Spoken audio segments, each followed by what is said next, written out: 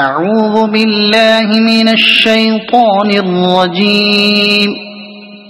بسم الله الرحمن الرحيم. الحمد لله الذي أنزل على عبده الكتاب ولم يجعل له عوجا قيما لينذر بأسا شديدا من لدنه ويبشر المؤمنين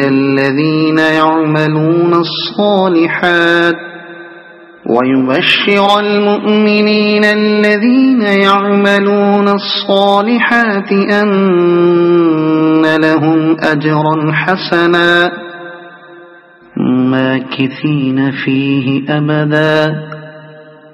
وينذر الذين قالوا اتخذ الله ولدا ما لهم به من علم ولا لآبائهم كبرت كلمة تخرج من أفواههم إن يقولون إلا كذبا فلعلك باخع نفسك على آثارهم إن لم يؤمنوا بهذا الحديث أسفا إنا جعلنا ما على الأرض زينة لها لنبلوهم أيهم أحسن عملا وإنا لجاعلون ما عليها صعيدا جرزا أم حسبت أن أصحاب الكهف والرقيم كانوا من آياتنا عجبا إذ أوى الفتية إلى الكهف فقالوا ربنا آتنا من لدنك رحمة وهيئ لنا من أمرنا رشدا فضربنا على آذانهم في الكهف سنين عددا ثم بعثناهم لنعلم أي الحزبين أحصى لما لبثوا أمدا نحن نقص عليك نبأهم بالحق إنهم فتية آمنوا بربهم وزدناهم هدى وربطنا على قلوبهم إذ قاموا فقالوا ربنا رب السماوات والأرض لن ندعو من دونه إلها لقد قلنا إذا شططا هؤلاء قومنا اتخذوا من دونه آلهة لولا يأتون عليهم بسلطان بين فمن أظلم ممن افترى على الله كذبا وإذ اعتزلتموهم وما يعبدون إلا الله فأووا إلى الكهف ينشر لكم ربكم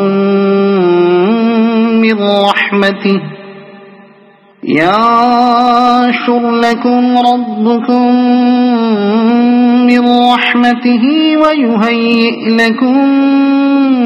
من أمركم مرفقا وترى الشمس إذا طلعت تزاور عن كهفهم ذات اليمين وإذا غربت تقرضهم ذات الشمال وهم في فجوة منه ذلك من آيات الله من يهد الله فهو المهتد ومن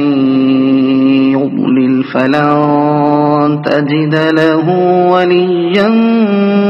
مرشدا وتحسبهم أيقاظا وهم رقود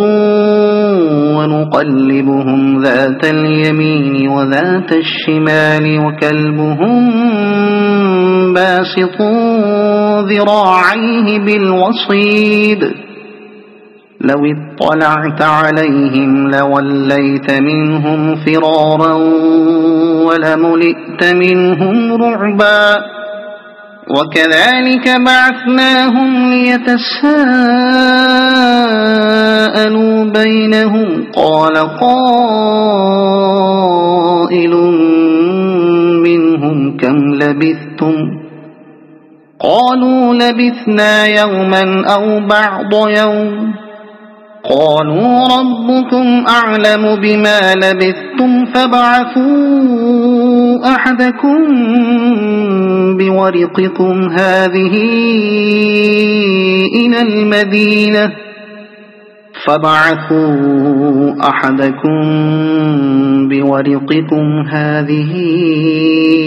إلى المدينة فلينظر أيها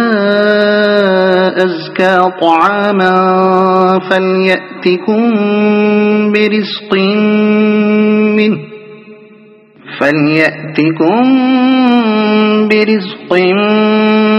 منه وليتلطف ولا يشعرن بكم أحدا إنهم إن يظهروا عليكم يرجموكم أو يعيدوكم في ملتهم ولن تفلحوا إذا أبدا وكذلك أعثرنا عليهم ليعلموا أن وعد الله حق وأن الساعة لا ريب فيها إذ يتنازعون بينهم أمرهم فقالوا بنوا عليهم بنيانا ربهم أعلم بهم قال الذين غلبوا على أمرهم لنتخذن عليهم مسجدا سيقولون ثلاثة رابعهم كلبهم ويقولون خمسة سادسهم كلبهم رجما بالغيب ويقولون سبعة وثامنهم كلبهم قل ربي أعلم بعدتهم ما يعلمهم إلا قليل فلا تمار فيهم إلا مراء ظاهرا ولا تستفت فيهم منهم أحدا ولا تقولن لشيء إني فاعل ذلك غدا إلا أن يشاء الله واذكر ربك إذا نسيت وقل عسى أن يهديني ربي لأقرب من هذا رشدا ولبثوا في كهفهم 300 سنين وازدادوا 9 قل الله أعلم بما لبثوا له غيب السماوات والأرض أبصر به وأسمع ما لهم من دونه من ولي ولا يشرك في حكمه أحدا واتل ما أوحي إليك من كتاب ربك لا مبدل لكلماته ولن تجد من دونه ملتحدا واصبر نفسك مع الذين يدعون ربهم بالغداة والعشي يريدون وجهه ولا تعد عيناك عنهم تريد زينة الحياة الدنيا ولا تطع من أغفلنا قلبه عن ذكرنا واتبع هواه وكان أمره فرطا وقل الحق من ربكم فمن شاء فليؤمن ومن شاء فليكفر إنا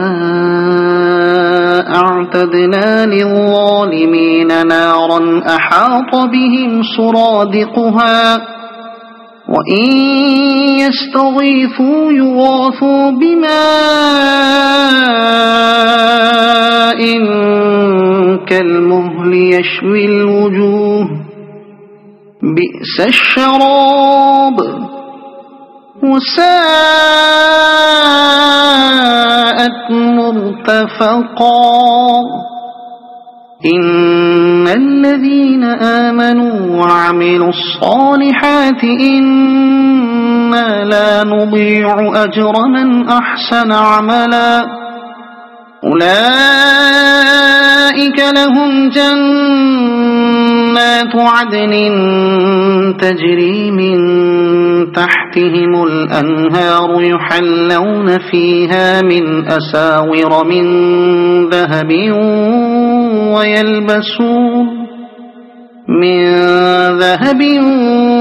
ويلبسون ثيابا خضرا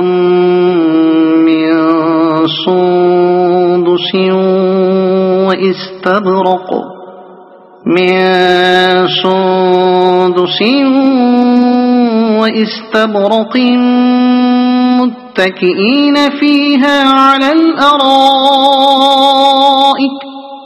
واستبرق متكئين فيها على الأرائك نعم الثواب وحسنت مرتفقا واضرب لهم مثل الرجلين جعلنا لأحدهما جنتين من أعناب وحففناهما بنخل وجعلنا بينهما زرعا كلتا الجنتين آتت أكلها ولم تظلم منه شيئا وفجرنا خلالهما نهرا وكان له ثمر فقال لصاحبه وهو يحاوره أنا أكثر منك مالا وأعز نفرا ودخل جنته وهو ظالم لنفسه قال ما أظن أن تبيد هذه أبدا وما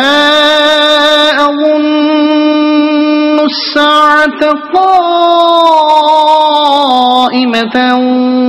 ولئن رددت إلى ربي لأجدن خيرا منها منقلبا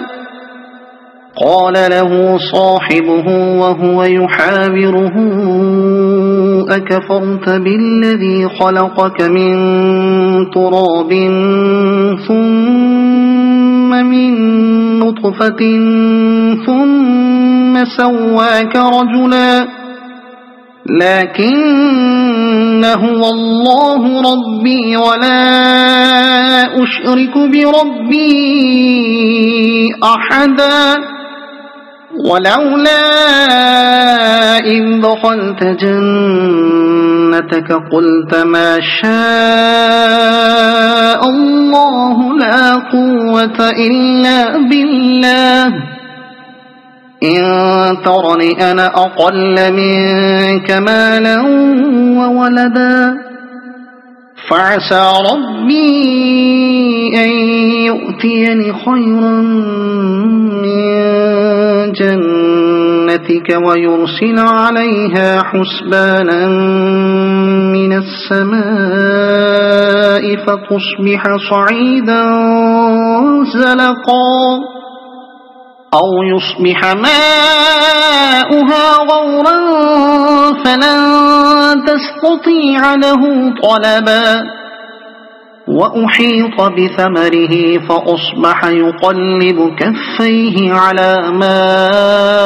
أنفق فيها وهي خاوية على عروشها ويقول يا ليتني لم أشرك بربي أحدا ولم تكن له فئة ينصرونه من دون الله وما كان منتصرا هنالك الولاية لله الحق هو خير ثوابا وخير عقبا واضرب لهم مثل الحياة الدنيا كماء أنزلناه من السماء فاختلط به نبات الأرض فأصبح هشيما تذروه الرياح وكان الله على كل شيء مقتدرا المال والبنون زينة الحياة الدنيا والباقيات الصالحات خير عند ربك ثوابا وخير أملا ويوم نسير الجبال وترى الأرض بارزة وحشرناهم فلم نغادر منهم أحدا وعرضوا على ربك صفا لقد جئتمونا كما خلقناكم أول مرة بل زعمتم أن لن نجعل لكم موعدا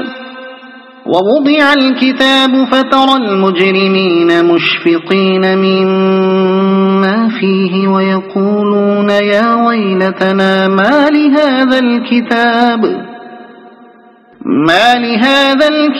لا يغادر صغيرة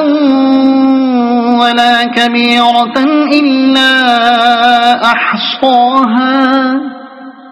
ووجدوا ما عملوا حاضرا ولا يظلم ربك أحدا وإذ قلنا للملائكة اسجدوا لآدم فسجدوا إلا إبليس كان من الجن ففسق عن أمر ربه أفتتخذونه وذريته أولياء من دوني وهم لكم عدو بئس للظالمين بدلا ما أشهدتهم خلق السماوات والأرض ولا خلق أنفسهم وما كنت متخذ المضلين عضدا ويوم يقول نادوا شركائي الذين زعمتم فدعوهم فلم يستجيبوا لهم وجعلنا بينهم موبقا ورأى المجرمون النار فظنوا أنهم مواقعوها ولم يجدوا عنها مصرفا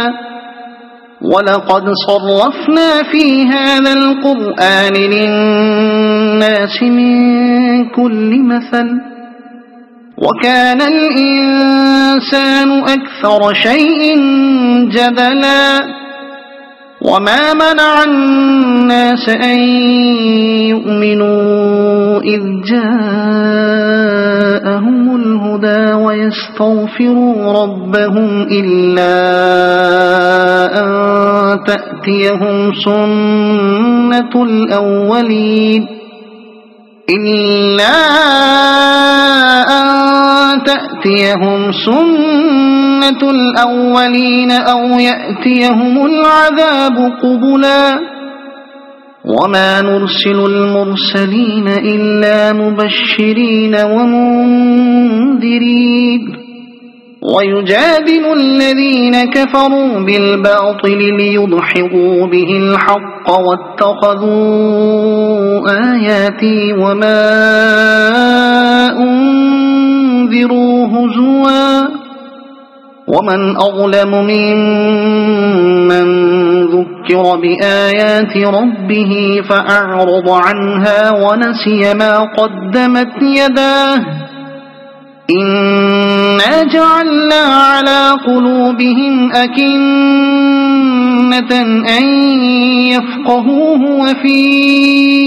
آذانهم وقرا وإن تدعهم إلى الهدى فلن يهتدوا إذن أبدا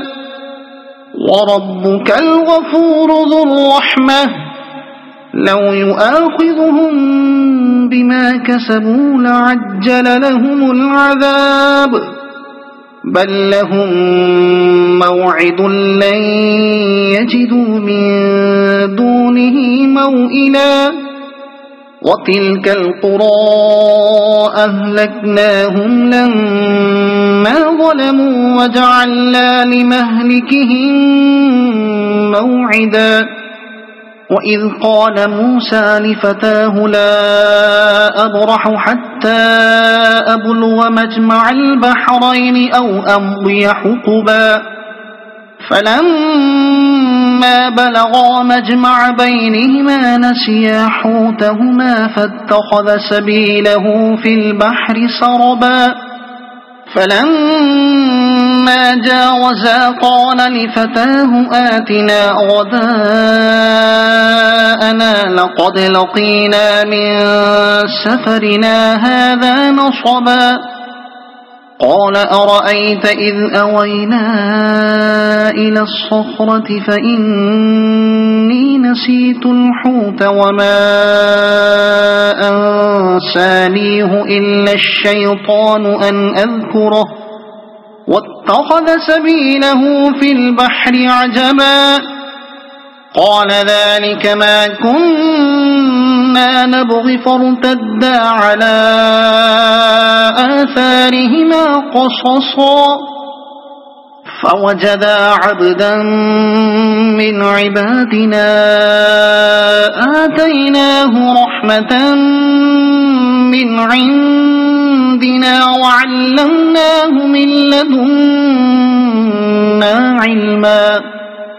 قال له موسى هل أتبعك على أن تعلمني مما علمت رشدا قال إنك لن تستطيع معي صبرا وكيف تصبر على ما لم تحط به خبرا قال ستجدني إن شاء الله صابرا ولا أعصي لك أمرا قال فإن اتبعتني فلا تسألني عن شيء حتى أحدث لك منه ذكرا فانطلقا حتى إذا ركبا في السفينة خرقها قال أخرقتها لتغرق أهلها لقد جئت شيئا إمرا قال ألم أقل إنك لن تستطيع معي صبرا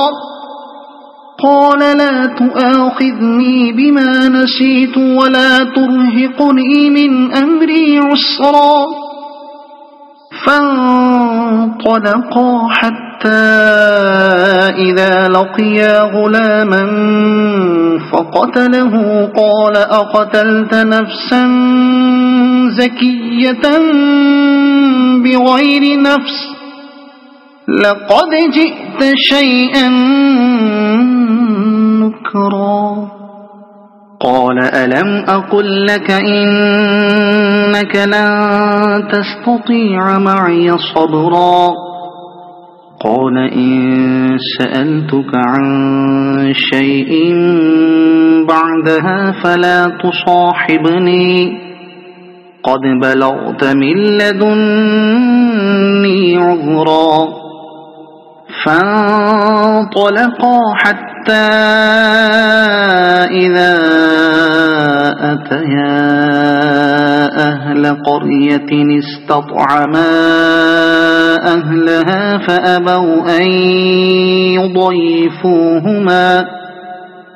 فأبوا أن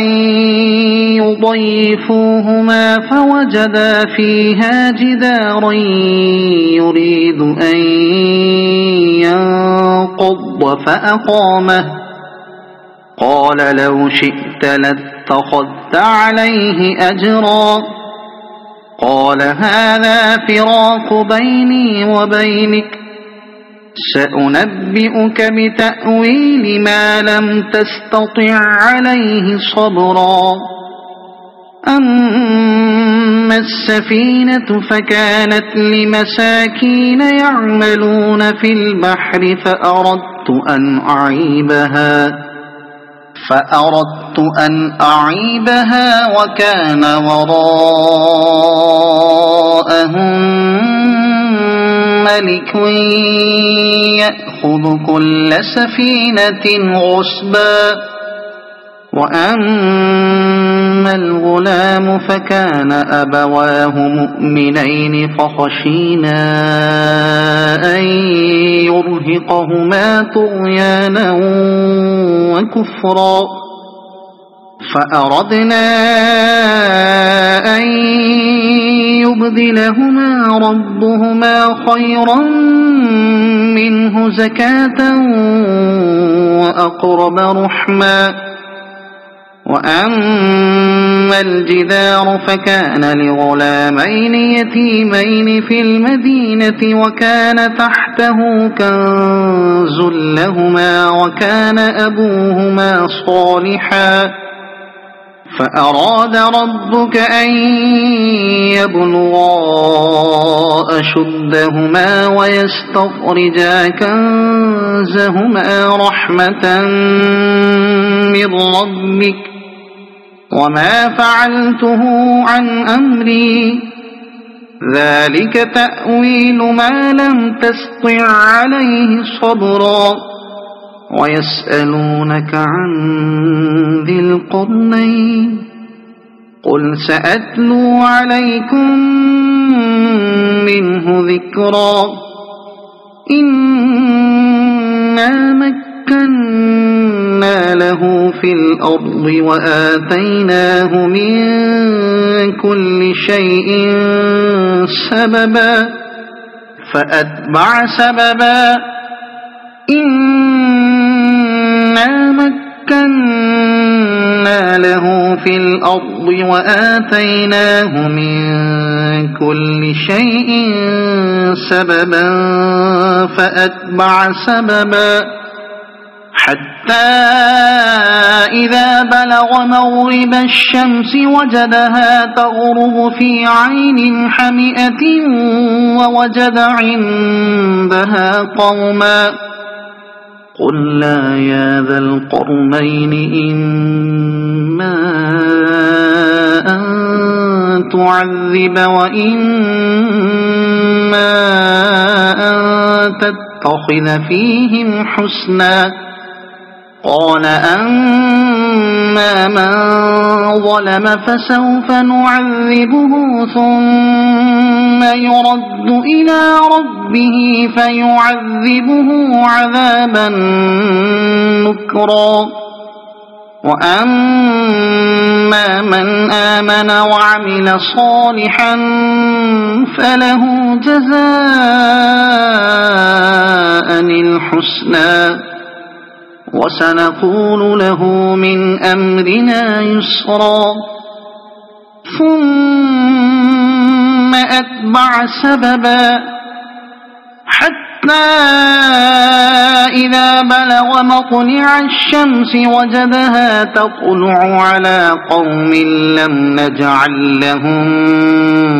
من دونها سترا كذلك وقد أحطنا بما لديه خبرا ثم أتبع سببا حتى إذا بلغ بين السدين وجد من دونهما قوما لا يكادون يفقهون قولا قالوا يا ذا القرنين إن يأجوج ومأجوج مفسدون في الأرض فهل نجعل لك خرجا على أن تجعل بيننا وبينهم سدا قال ما مكني فيه ربي خير فأعينوني بقوة أجعل بينكم وبينهم ردما آتوني زبر الحديد حتى إذا ساوى بين الصدفين قال انفخوا حتى إذا جعله نارا قال آتوني أفرغ عليه قطرا فما استطاعوا أن يظهروه وما استطاعوا له نقبا قال هذا رحمة من ربي فإذا جاء وعد ربي جعله دكاء وكان وعد ربي حقا وتركنا بعضهم يومئذ يموج في بعض ونفخ في الصور فجمعناهم جمعا وعرضنا جهنم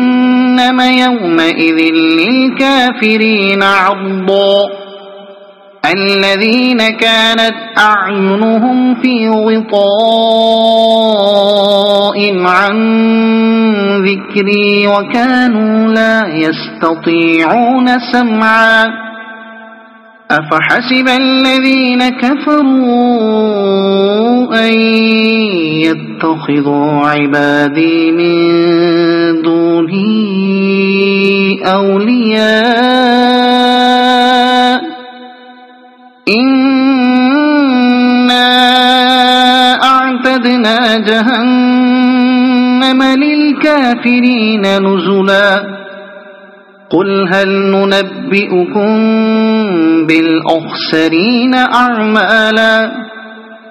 الذين ضل سعيهم في الحياة الدنيا وهم يحسبون أنهم يحسنون صنعا أولئك الذين كفروا بآيات ربهم ولقائه فحبطت أعمالهم فلا نقيم لهم يوم القيامة وزنا ذلك جزاؤهم جهنم بما كفروا واتخذوا آياتي ورسلي هزوا إن الذين آمنوا وعملوا الصالحات كانت لهم جنات الفردوس نزلا خالدين فيها لا يبغون عنها حولا قل لو كان البحر مدادا لكلمات ربي لنفد البحر قبل أن تنفد كلمات ربي ولو جئنا بمثله مددا قل إنما أنا بشر مثلكم يوحى إلي أنما إلهكم إله قريب فمن كان يرجو لقاء ربه فليعمل عملا صالحا ولا يشرك بعبادة ربه أحدا. صدق الله العظيم.